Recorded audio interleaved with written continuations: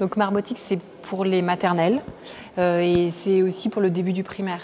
Donc c'est des jouets connectés, c'est des objets qui interagissent avec les tablettes tactiles, donc les Apple, les Samsung, on a fait différentes plateformes. iOS comme Android. Voilà, c'est ça. On fait du cross-platform, ce qui plaît à certains enseignants.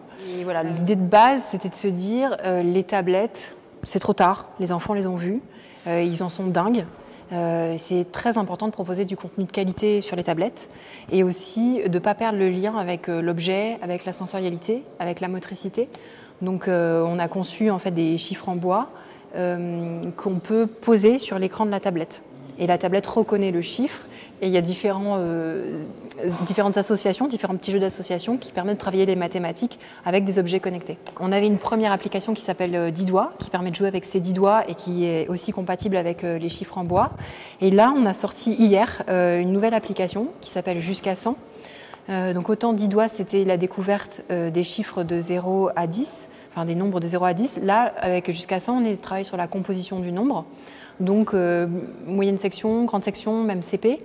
Le concept de dizaine, d'unité, on manipule des quantités d'objets et voilà, on pose le 2 et le 3 en bois sur la tablette et ça dit 23. Tout à fait. Alors la première application est disponible en plus de 10 langues, y compris du basque. En fait, un jour, c'est un enseignant basque qui nous a contactés en disant ce serait génial de l'avoir en basque. Il a enregistré des élèves dans sa classe et on l'a implémenté dans l'application.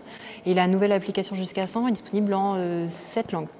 Ce qui fait qu'on a même eu la surprise de voir des collégiens travailler sur la reconnaissance du nombre écrit en allemand, par exemple, puisque vu que c'est inversé, ça les amuse. Et voilà, donc c'était une surprise. On ne pensait pas que des collégiens pouvaient s'intéresser. Un détournement de l'application, mais qui peut être utile. Oui, tout à fait. Un détournement. L'intérêt, c'est qu'on propose un mode libre, en fait, un mode un peu bac à sable, où les gens peuvent jouer un peu comme ils veulent. Et effectivement, on observe des détournements qu'on ne soupçonnait pas. On a eu la surprise dès le début du lancement du produit, alors qu'on l'avait fait un lancement plutôt grand public, de voir un intérêt fort en fait de la communauté enseignante et aussi de la communauté de la rééducation.